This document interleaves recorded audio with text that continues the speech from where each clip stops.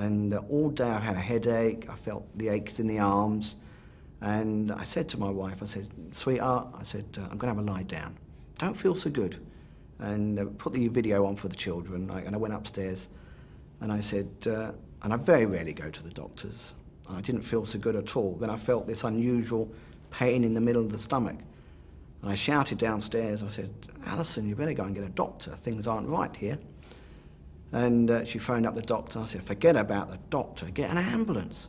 And I had this almighty pain.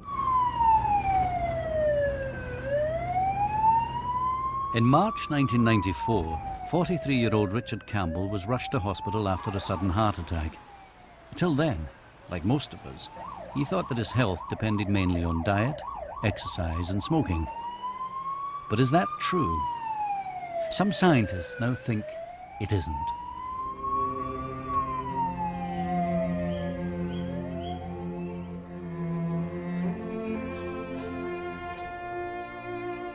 Death is called the Great Leveler. It gets us all in the end. But it doesn't get us all at the same time.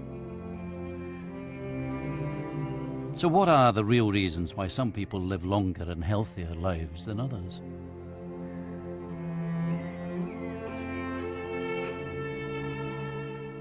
Over the last few years, a range of pioneering health research has unearthed surprising new answers to these very old questions.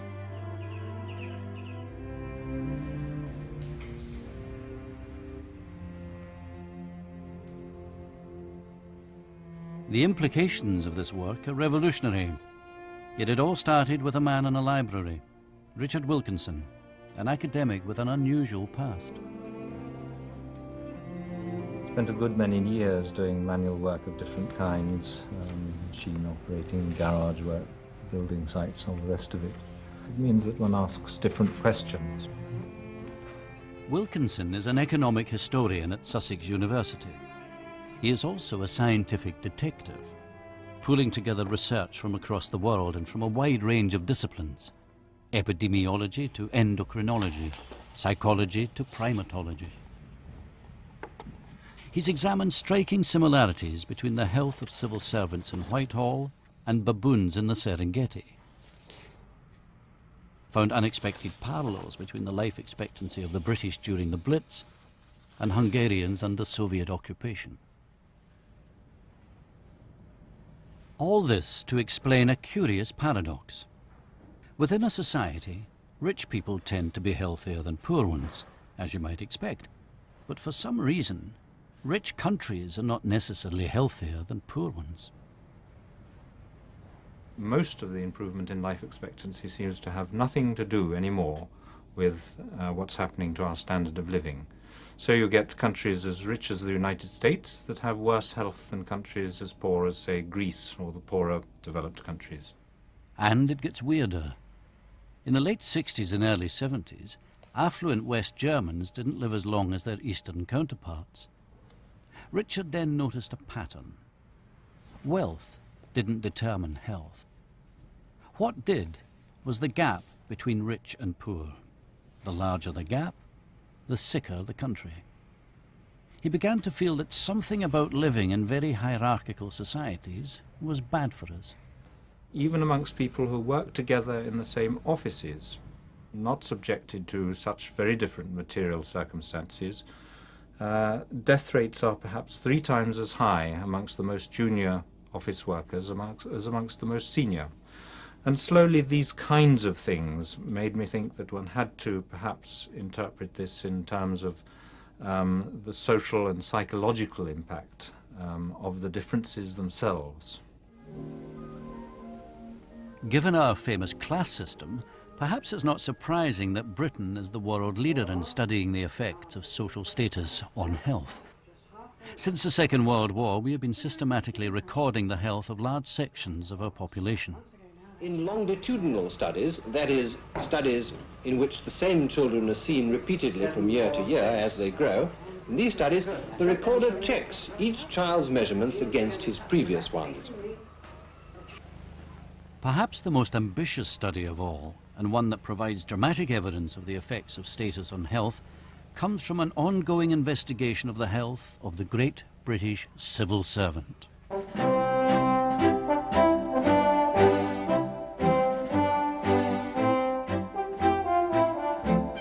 It's called the Whitehall Study and is the largest of its type in the world. There is a 50-strong department at University College London dedicated to it. Here they store questionnaires filled in for the last 30 years by over 10,000 civil servants. The original questionnaire aimed to find out the main causes of heart disease. It turned out to be full of surprises. It had been anticipated that executive stress would show high rates of heart disease at the top of the civil service and low rates at the bottom. In fact, quite the reverse was evident. The lowest rates of heart disease were in the very top permanent secretary, assistant permanent secretary ranks. And as you descended the grades, the risk became progressively higher and higher. Civil service rank predicted life expectancy more accurately than any single factor. Known risks like diet, exercise and smoking were responsible for only 40% of the health difference between people on different grades, leaving 60% of the difference in health to be explained, apparently, by status alone. A remarkable conclusion. To see how different life is at different civil service grades, let's meet two men called Richard. Sir Richard Way was permanent secretary, that's boss to the rest of us, at the Ministry of Defence and later aviation. Richard Campbell was in the middle of the civil service hierarchy as a fire safety inspector at the Home Office. They both have hearty appetites, both did moderate exercise, and neither smoked. Sir Richard is 83 and as fit as a fiddle. Richard Campbell now has a new job running fire safety for a Greenwich hospital. But he had to leave the Home Office when he nearly died of a heart attack, aged 43. What's different is the way the two Richards saw their civil service jobs. Listen to Sir Richard as he remembers taking over at the MOD. I can almost remember the date. It was in 1960, in January 1960. And it was a very emotional moment. But it had a very large marble staircase. It was built in about 1905. Large marble staircase going up to the second floor where all the senior people were from the Secretary of State downwards. And I remember going up those stairs and feeling, well, this is mine. I don't like to say it, but I think it was the power. I mean, the fact that you felt you had a large Department of State wholly under your control. I mean, it's as simple and as nasty as that. Yes. For Richard Campbell, with many layers of civil service management above him, life was quite different. My line manager used to change his mind so many times, and I would do one way, do a job one way, which he asked me to do, and then he would say, well, why did you do that? I said, well, you told me to do it. I felt really annoyed. I felt tense. I felt like throwing the files out of the window. In actual fact, not for me. I'd like to have given him a smack on the mouth, actually. And I never really felt in control of my job as a fire inspector. Never felt in control at all. It all came to a head when Richard felt he was unfairly blamed for things that weren't his doing. Then came his annual report. He got what's called a Box 3, a lower mark than the Box 2 he expected. The next day he had his heart attack and was rushed to hospital. And I felt them give me the electric shocks. And I remember going to this ward or intensive care, and even then, I was still thinking about work. Richard Campbell was worrying about his annual report.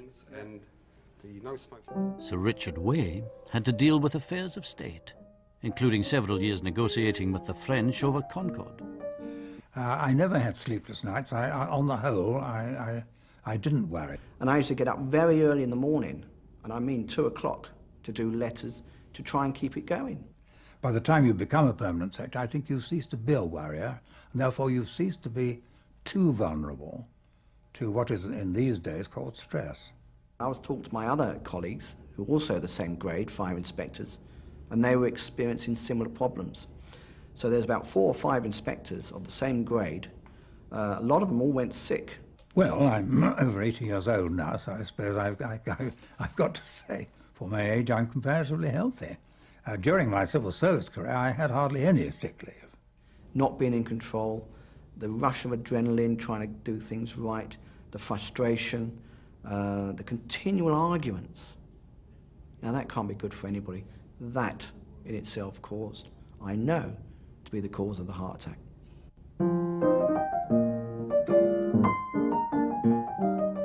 But perhaps it isn't being at the top, like Sir Richard was, that makes you healthy. Perhaps it's because he is so healthy that Sir Richard got to the top.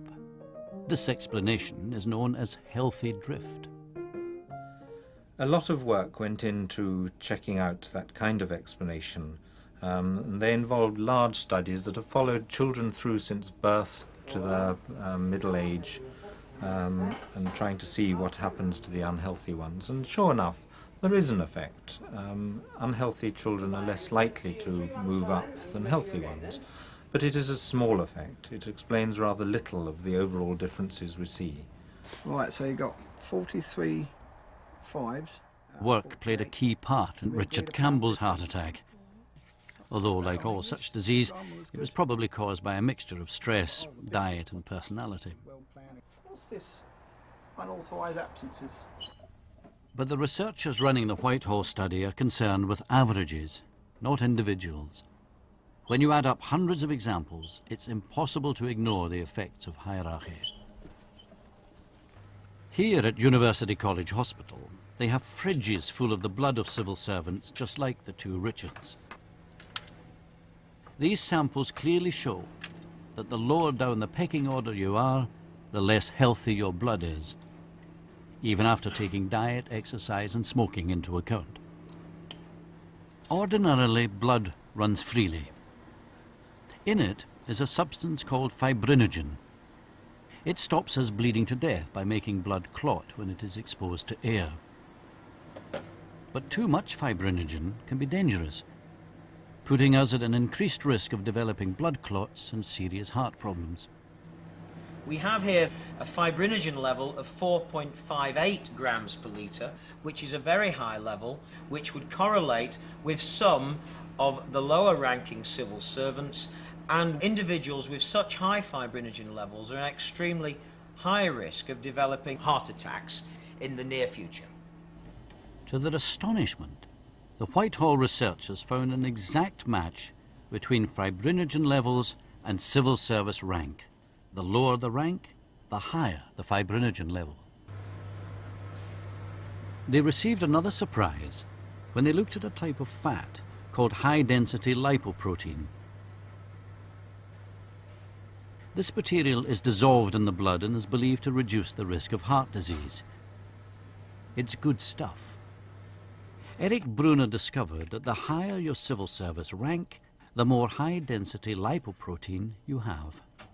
So, can status really affect biology?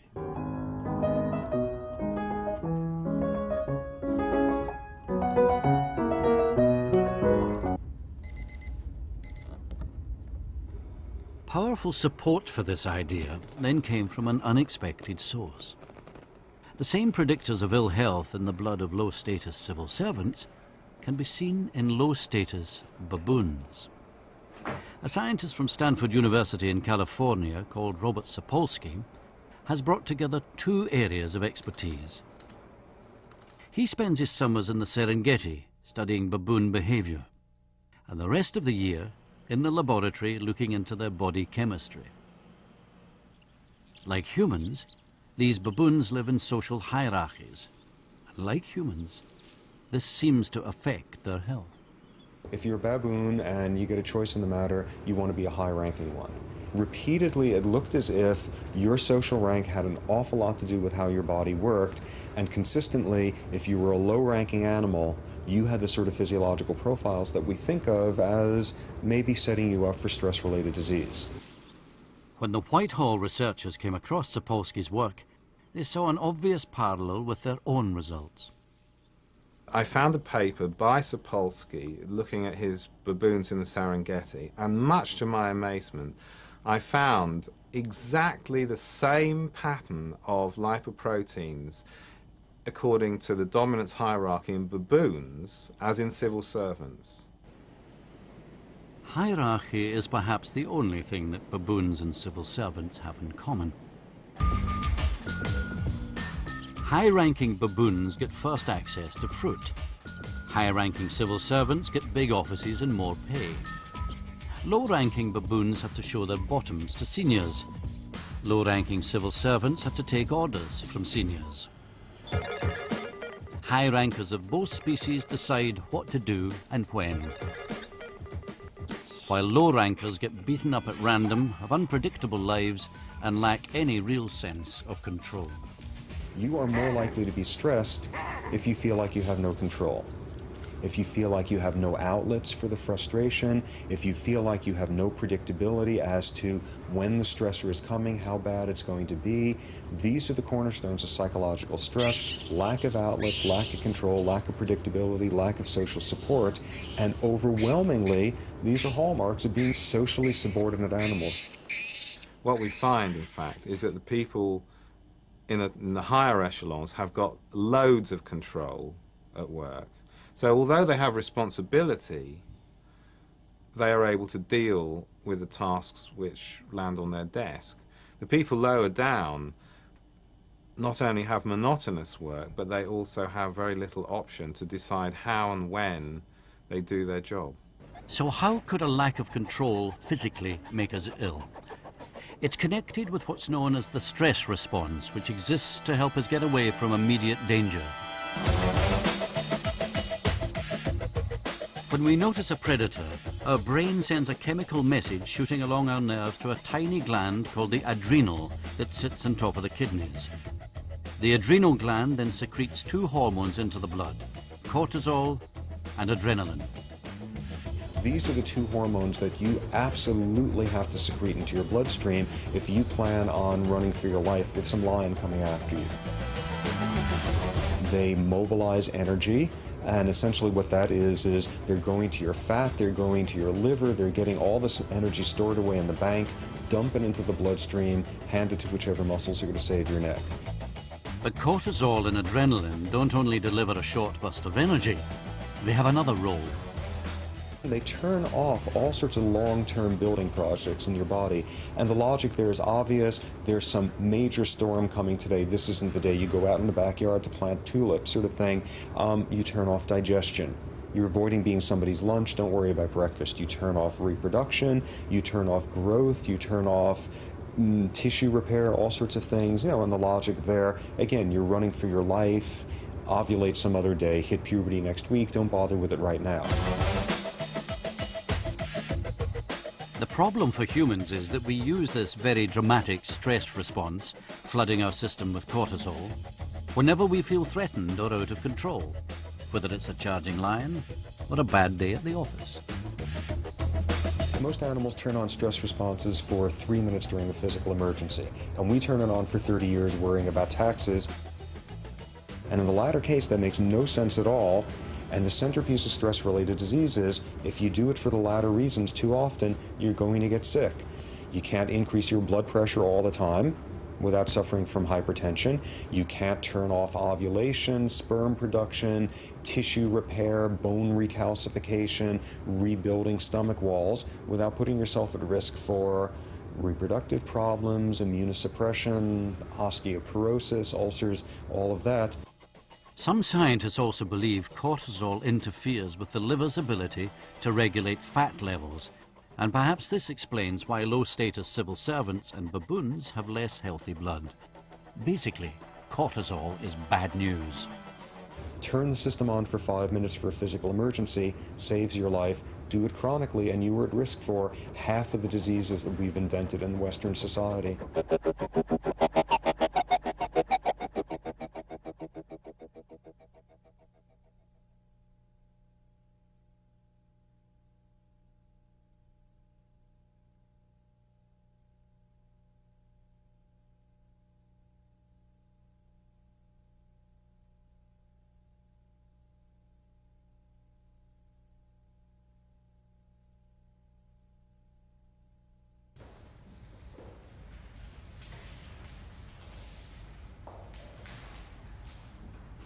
Observations of the damaging effects of hierarchy on baboons and civil servants in their natural habitats is good evidence for Richard Wilkinson.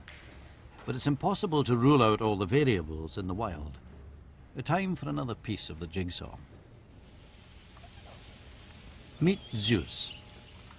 He sits in the food bucket to show he is the chief of this clan of stump-tail macaques. They live at the Bowman Gray School of Medicine in North Carolina. Here, every detail of an animal's life, from how much it eats to how well it sleeps, can be closely monitored and controlled. That's what psychologist Carol Shively does. For most of her professional life, she has investigated the health effects of social stress and specifically hierarchy. Below Zeus, there is a pecking order which dictates who gets access to food first, who gets groomed more, and who gives way if there are disagreements. This is one of the younger females in the group, and she's isolated and alone. So she does not benefit from the positive aspects of being social, but being subordinate, she's subject to more aggression. In captivity, the animal's environment can be subtly altered to see how social interactions affect psychology and how that affects disease. With the monkeys, what is so great about this animal model is that we can go in and actually measure the amount of disease that occurs in association with things like subordinate social status. And I think it is very appropriate to go ahead and say that behavior is causing disease, actually.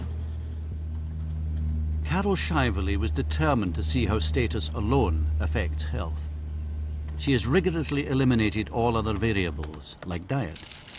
We would have 50 or 100 or maybe more animals in an experiment, and they would live in small social groups of 4 to 6 females each, perhaps. Now, they're all about the same age. We make our diet here, and it's very carefully prepared to have about the same amount of fat and cholesterol in it as people in North America eat. So about 40% of calories from fat. And they're fed on a very controlled basis. Believe it or not, these unappetizing green patties contain exactly the same carbohydrates, fat, roughage and proteins as a burger, fries and side salad. And they would live that way for, perhaps 2 to 3 years. And at that point, we would go in and take a look at their coronary arteries and see how atherosclerosis development has proceeded. There was an amazing difference between the arteries of socially subordinate monkeys and the arteries of socially dominant monkeys. The subordinates had much more extensive atherosclerosis. So what we have here is the cross-section of a coronary artery of a dominant female cynomolgus monkey.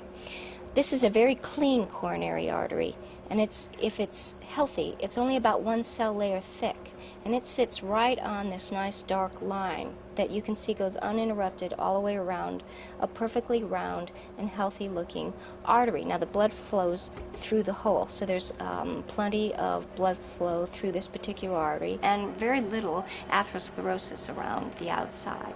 And now if we take this away and put up a section of a coronary artery of a subordinate, now what you see is a great deal of atherosclerosis present. The way you know that is this little line that goes all the way around should be intact on the entire circumference of the artery, and here we see that it has broken down in places and that there has been proliferation of tissue inside that dark line, and that is actually the atherosclerotic plaque that has developed.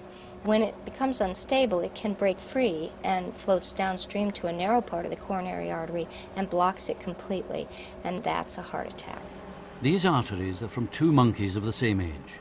They lived in identical conditions and ate the same food. The only difference was that the one on the left was higher status.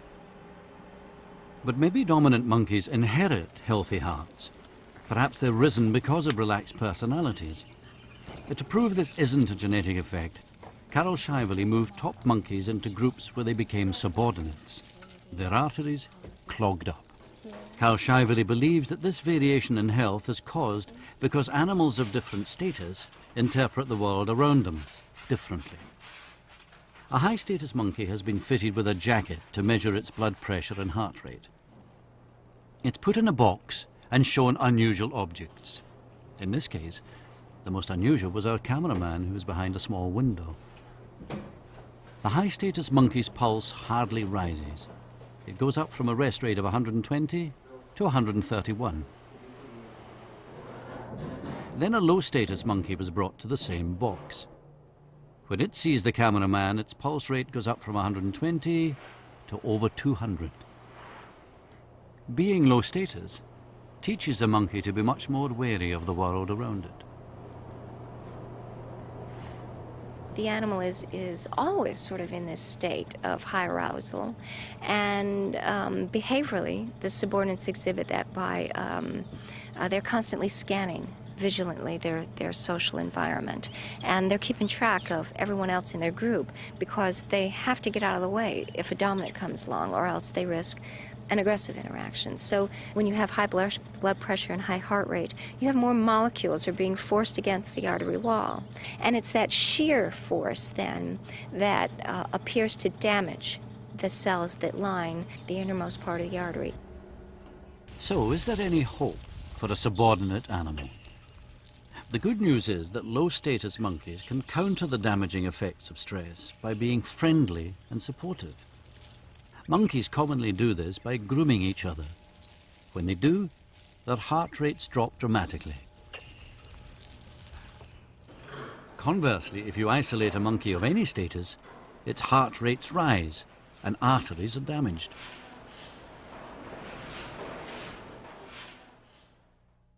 Robert Sapolsky observed the same effect in baboons. Subordinates who were good at socializing were much healthier than he had expected.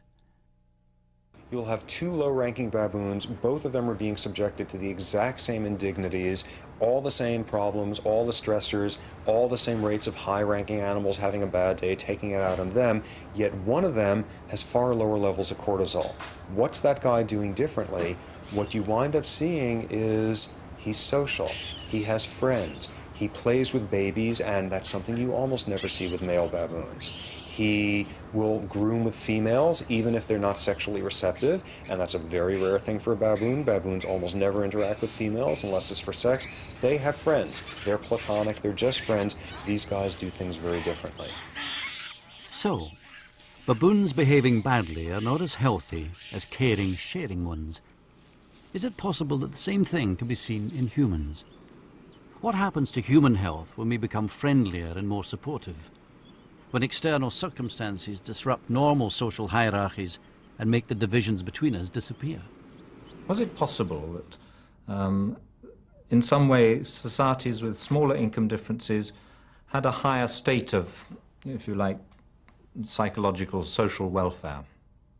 And I started to look at a number of cases of societies that had been unusually egalitarian in terms of their income differences and unusually healthy.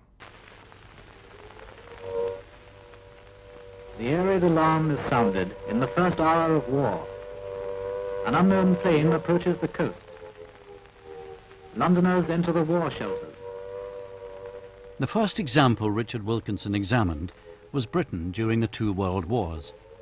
First, there was no doubt that during both conflicts, Britain became a much more egalitarian society.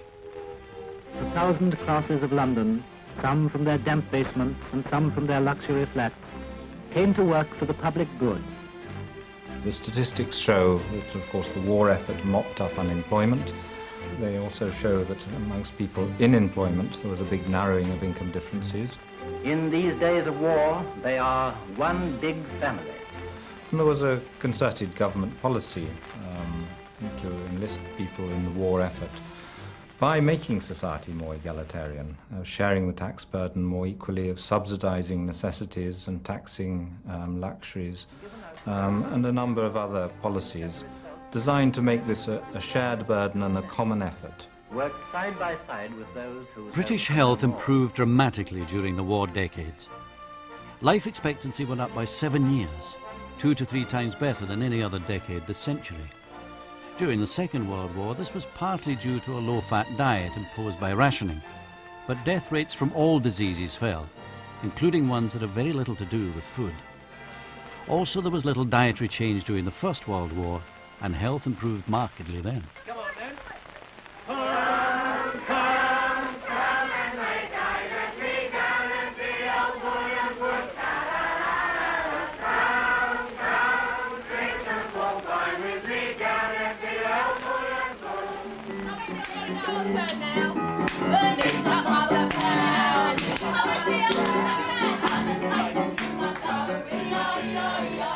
If I catch you, Bill, I'll saw your legs right off.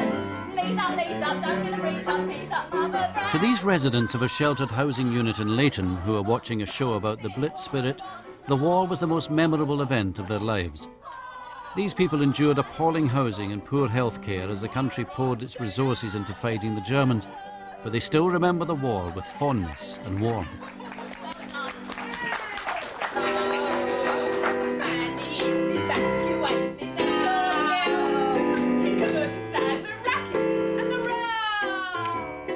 If they got, say, sausages or liver down the road, one of your neighbours would come and tell you, and you'd all go down and queue up and have an atom while you queued up, but you took it in its stride, didn't you?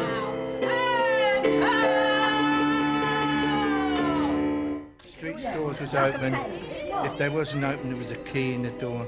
Knock at the door. Don't worry. We'll knock at the door. We've got it. You can have it. The togetherness in the face of a common enemy seems to have overcome the damaging stresses of peacetime hierarchies.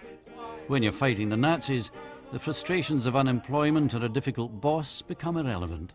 As long as a V2 doesn't land in your shelter, war is good for your health.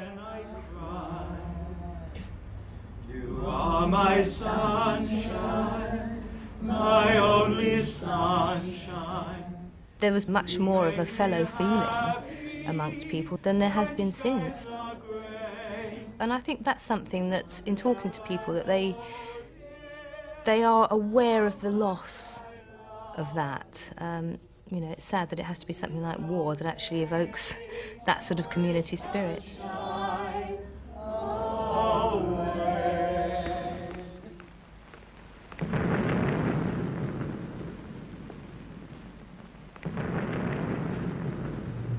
Richard Wilkinson examined other unusually egalitarian countries and found that communist states, at their most totalitarian, were amazingly healthy. Often healthier than us, despite being considerably poorer. More bizarre still, some, like Hungary, that got richer, got sicker. And that is particularly interesting for me, I suppose, because despite its economic progress, it ends up moving from the highest life expectancy, or near the highest in Eastern Europe, to the lowest by the late 80s. This issue has resulted in a flurry of email from Richard Wilkinson's office in Sussex University to the Budapest office of his Hungarian counterpart, epidemiologist Professor Maria Kopp.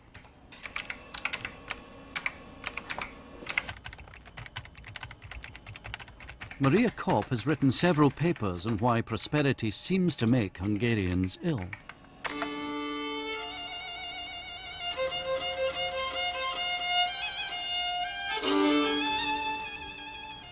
Equinox took Richard Wilkinson to Budapest to meet Maria Kopp for the first time. His work had inspired her to make the bold claim that Hungary's current status as one of the unhealthiest countries in Europe is because the strong social bonds that existed between people in the 50s and early 60s have disappeared. Today, the gap between rich and poor is far wider than it was, but all Hungarians were under a brutal Soviet occupation. There were everywhere the barracks of the Soviet soldiers. They were everywhere on the streets, and therefore at that time there was a much higher level of cohesion within the society. We can say under the pressure, the people were much more together. They had a sense of need for helping each other. There was much closer connection between the families, between the relatives. Soviet occupation seems to have brought out the Blitz spirit in the Hungarians. By the mid-50s, there was a groundswell of popular feeling against the Russian occupation. The Hungarians began a heroic bid for freedom with a fight for life against Red oppression. In 1956, it reached a head. Thousands took to the streets and tore down the statues of Stalin. The communist puppet government was ousted. For a short while, Hungary was free. But in spite of promises that they would leave the country, and even while talks were in progress, they came back. Within weeks, Soviet tanks rolled in and crushed the insurgents. But their attitude to Hungary changed. To prevent future uprisings, they gradually introduced a series of economic reforms.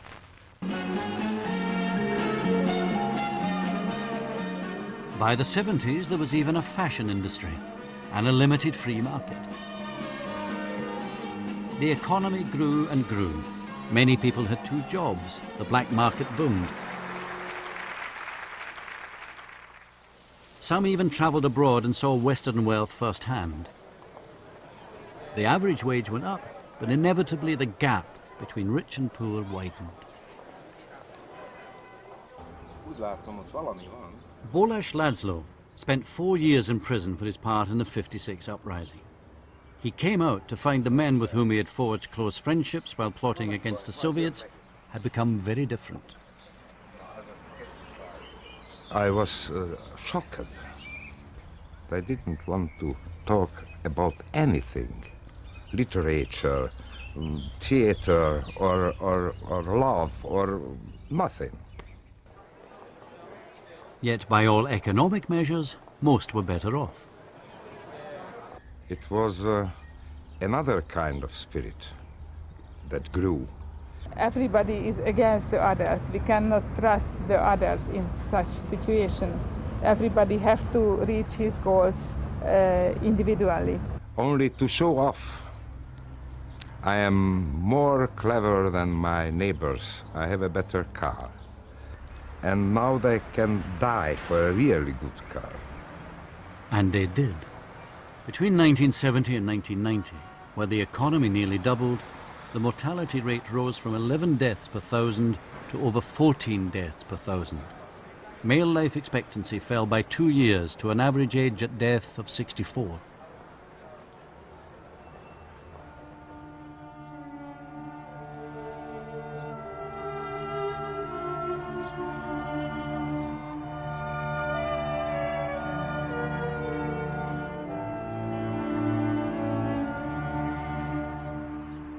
I found it very interesting, not having lived through these experiences and sitting at home in England and just guessing what these health trends were about. The sources of the cohesion earlier, I think I had misunderstood. I hadn't realized how important the sense of opposition to the Soviet occupation was, and in that sense it makes it more like Britain's wartime experience than I'd understood. Can the state of mind of a whole society affect individual health so profoundly? Can a feeling of solidarity translate into a healthy heart? Can a sense of belonging to a community stop cholesterol building up in the arteries?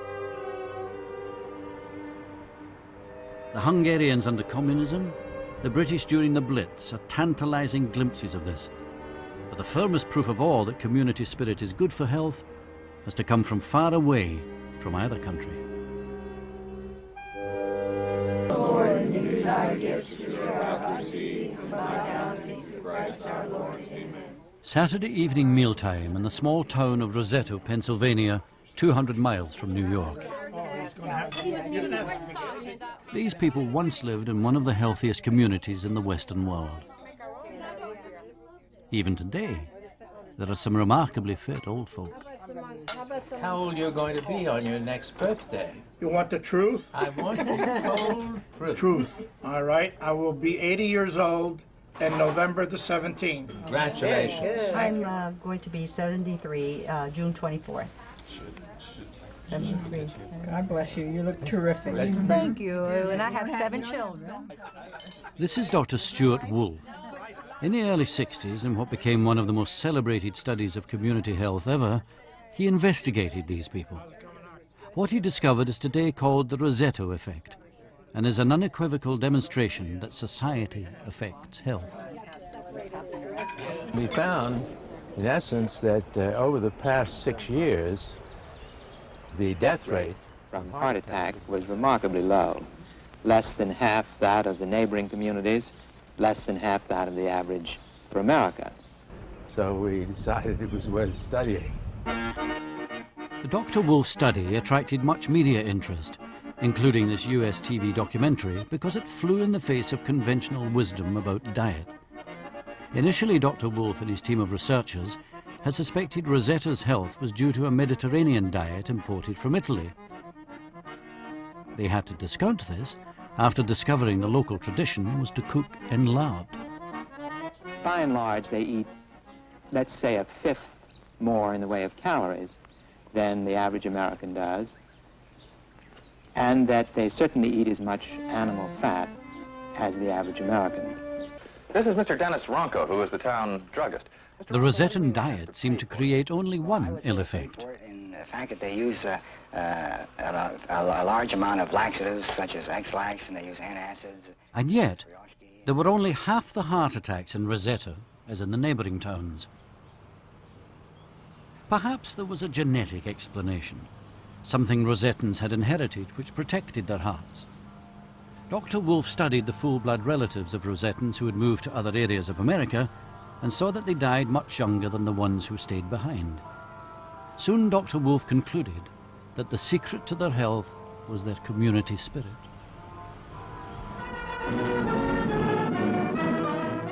For the first half of this century, Rosettans were poor. 3 generations of a family lived in one house. The gap between rich and poor was narrow. People shared scant resources. They were an isolated community of Italians, surrounded by Welsh and English immigrants who looked down upon them, using them for cheap labor. These Rosettans who came to the United States in 1882 had to be cohesive because they were so badly treated by the people who were already here. And they needed laborers in the slate quarries, and they paid the laborers very, very little, and they shunned them, did not include them in their community very well. That was one of the reasons that the Rosettans built their own town. Almost all the residents of Rosetta are Roman Catholics, but life for most of the townsfolk center here. Ritual, and particularly Catholicism, was the glue that kept Rosetta together. But while this film was celebrating Rosetta's traditions, it became clear to Dr. Wolfe that the young generation had no real interest in keeping the old ways alive. They wanted to be more like Americans and acquire a lot of good things for themselves, and especially automobiles and things of this sort. And they wanted to be more independent and not be surrounded by the community to be their world, but wanted to go elsewhere. Dr. Wolfe predicted that within a decade, Rosetta's heart attack rate would double and reach the American average. It did.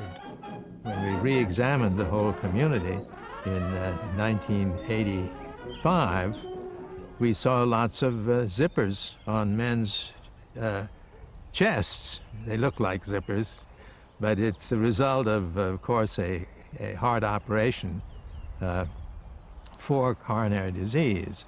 It's an old-fashioned Italian chicken roast, and I'm putting lard on the chicken roast, which is unheard of in today's age because of cholesterol and fat, but I'll tell you what, there's nothing like. Connie Bath still remembers the good old days. She tried to fight the tide of Americanization that swept Rosetta, but by her own admission, she failed. Could you come here, please? The contrast of her views with that of her son, 19-year-old wannabe rock star Adam, couldn't be more stark. When I was a kid, I always felt my future would be as a mother and a wife, I always knew I would have more than one. We have 4 children, 2 boys and 2 girls. My ideal kind of setup is just me and maybe a girlfriend or a wife and a kid, tops, no one else. I could never have moved away from home without having my family close by, because they're always someone that you can lean on and call and say, what am I going to do? I need help. Well, send one of them up here. I'll help you out. I don't know, just that everybody gossips. Everybody has to know everyone else's business, and, you know, it's not really like an impersonal place. And that's how it's where I want to be. My oldest, he has an attitude. He definitely does what he wants to do. I feel as though we have no control. I have to get out of here, definitely.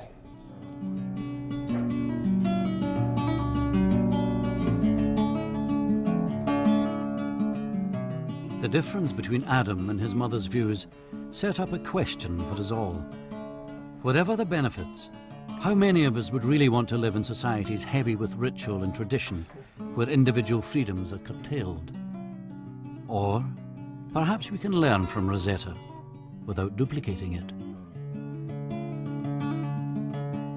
The lesson is not to turn the clock back, but the lesson is to recognize that people need people, and that people are not only happier, but they're more effective and they're healthier if they are interested in each other.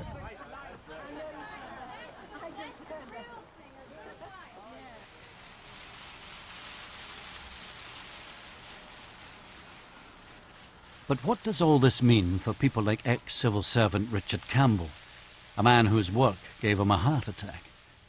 He can't exactly create a little Rosetto in southeast London. Or can he? There's no doubt that the 8 different pills he takes daily are very important to his recovery, as his diet, exercise, and all the standard health advice. But the latest research suggests that just as important is the fact that he has a close family, several good friends, and is an active member of the local scout group. We've got to organise a hike for the scouts. When we've got to do it? In a few weeks' time? 3 weeks' time. 3 weeks' time. Researchers at Harvard University in the United States discovered this year that people who are members of clubs, churches or associations live longer than those who aren't. Well, it's off the map, actually. No, it's all right, I'm okay, I've got my glasses. And encouragingly for Richard, they found that heart attack survivors with no friends are twice as likely to have a recurrence within 6 months as those who have close bonds with 2 or more people. Is it your round? My neighbours used to cut the lawn without asking them. They just did it, knowing that I was having problems. My friends would be involved. They would phone me up to see how I was, always asking if they can help. And if it wasn't for my family, my wife really helped me out. That's it. The moral of all the parts of this story is that camaraderie and togetherness are deeply beneficial. Science says having friends is a good health strategy. It's official.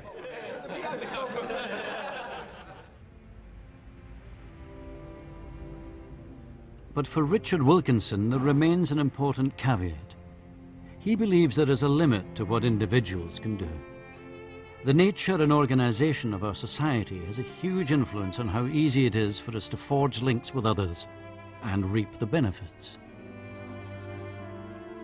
I think it's absolutely essential not to forget is that the amount of social cohesion in society is driven very largely by the amount of financial or income differences.